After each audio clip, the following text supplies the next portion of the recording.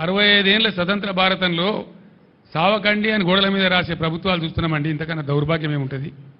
ఎట్లన్నా చేసి ఈ చేనేత కార్మికులు మనం ఆదుకోవాలి. తెలంగాణ రాష్ట్రం వచ్చినా కానీ ఒక ప్లాన్ వేసుకున్నాం. ఆ రోజు బాధపడ్డాం.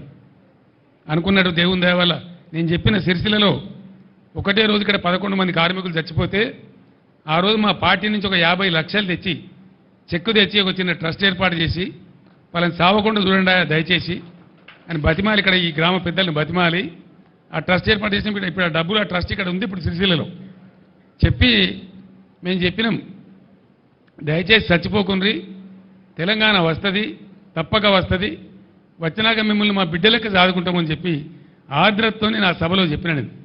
మీరు ఆత్మహత్యలు బంధు పెట్టుండ్రి, సావద్దు, మిమ్మల్ని కాపాడుకుంటామని చెప్పినాం. ఆ దరిమిల అనుకున్న ప్రకారమే తెలంగాణ వచ్చింది, బీఆర్ఎస్ గవర్నమెంట్ వచ్చింది. మేము ఏం చేసినాం? ఒక్కొక్క నాడు 7 చేనేత కార్మికులు ఒకటే రోజు చచ్చిపోయారు భూదాన పోచంపల్లిలో. అప్పుడు చంద్రబాబు నాయుడు అని ఒక మూర్ఖుడు ముఖ్యమంత్రి ఉండే. నేను అక్కడ దండం పెట్టిన, అయ్యా ఒక 50,000 రూపాయలు ఎక్స్రేస్ చేయవయ్యా, పలానా డేట్ లోపల నువ్వు ఇవ్వకపోతే నేను భిక్షాటన చేసి ఇస్తాను, దండం పెట్టి చేతులెత్తి అంగలార్చిన నేను. కానీ ఆ దుర్మార్గుడు ఇయ్యలే. దాని దరిమిలా నేను భిక్షాటన చేసిన. నిజామాబాద్ పట్టణంలో, హైదరాబాద్ హ్యాబిట్స్లో భిక్షాటన చేసి ఒక 7.5 లక్షలు వస్తే తీసుకుపోయి ఆ కుటుంబాలకు ఇచ్చినాం భూదాన పోచంపల్లిలో. అట్లా భువనగిరిలో, గద్వాలలో, దుబ్బాకలో, సిరిసిల్లలో రోజు చనిపోయే చేనేత కార్మికులకు ఆదుకోవాలని చెప్పి బీఆర్ఎస్ గవర్నమెంట్లో మేము ఒక పద్ధతి ప్రకారం అటు పేద ప్రజలకు ఎంతో కొంత మేలవుతుంది, ఇటు కార్మికులకు ఉపాధి వస్తుందని మేము పథకాలు పెట్టినాం.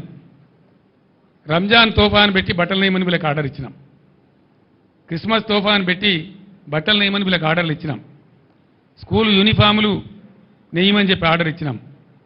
దాంతోపాటు బతుకమ్మ చీరలను పెట్టి వాళ్ళకి ఆర్డర్లు ఇచ్చినాం. ఇలా దురదృష్టం ఏంటంటే ఇప్పుడే నాకు చేనేత కార్మికుల మిత్రులు కలిసిండ్రు. సార్ మళ్ళా మా పాతకు వచ్చింది, మేము ఆత్మహత్య చేసుకునే పరిస్థితి వచ్చింది, మాకు మీ గవర్నమెంట్లో ఇచ్చిన ఆర్డర్ బాపతి 300 కోట్ల రూపాయల బకాయిలని అవి ఇస్తలేరు సార్ అని చెప్పిన వాళ్ళు. మీరు రాండి హైకోర్టులో కేసు ఇద్దాం, గుంజుదాం వీళ్ళని గదాలకు, మీరు రెఫరెండం అంటారు, వీళ్ళ రెఫరెండం సంగతి ఏందో చూద్దామని చెప్పి రమ్మని చెప్పినాం. రేపు ధర్నా పెట్టినారు ఇక్కడ దాదాపు 10,000 మందితో సిరిసిల్లలో చేనేత కార్మికులు ధర్నా పెట్టిన. మేము కూడా మా నాయకులు అటెండ్ అవుతాం, వాళ్ళకి అండగా ఉంటాం, గుంజుతాం. ఇంకా దరిద్రం ఏంటంటే బ్రాహ్మణ పరిషత్ మేము నిధులు ఇచ్చుకుంటూ పోయినాం. ఓవర్సీస్ స్కాలర్షిప్ నిధులు ఇచ్చినాం. డాక్టర్ అంబేద్కర్ పేరు మీద, జ్యోతిబా పూలే పేరు మీద, వివేకానందుని పేరు మీద ఓవర్సీస్ స్కాలర్షిప్ ఇచ్చినాం. ఇండియాలోనే ఏ రాష్ట్రం ఇయ్యని విధంగా పేద పిల్లలు విదేశాలకు పోతే వాళ్ళు చదవాలి, బాగుపడాలి, బతకాలని చెప్పి ఇచ్చినాం. మొత్తం బంద్ పెట్టింది. ఒక్క ఓవర్సీస్ స్కాలర్షిప్ ఇస్తలేదు ఈ గవర్నమెంట్ వచ్చిన కాడికి. మేము శాంక్షన్ చేసినా కూడా ఇస్తలేరు. బ్రాహ్మణ పరిషత్కి అయితే లాస్ట్ 2 క్వార్టర్ల డబ్బులు విడుదల చేయాలి, చేయలే.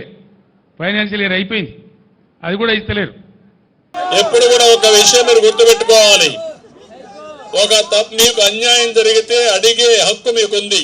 ప్రజాస్వామ్యంలో ఉన్న ఓటేశాం, విర్రవీగితే రేపు 3 నెలల తర్వాత ఏమవుతుందో తెలంగాణ విషయం.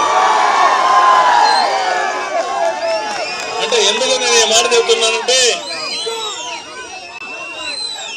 ఎప్పుడు కూడా నేను మాట్లాడుతున్నాను.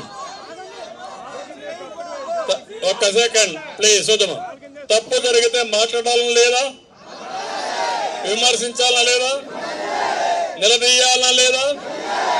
ఈరోజు మీ పంటంతా పోయింది, నేను ఇక్కడికి వచ్చి గవర్నమెంట్ పొగడాలా?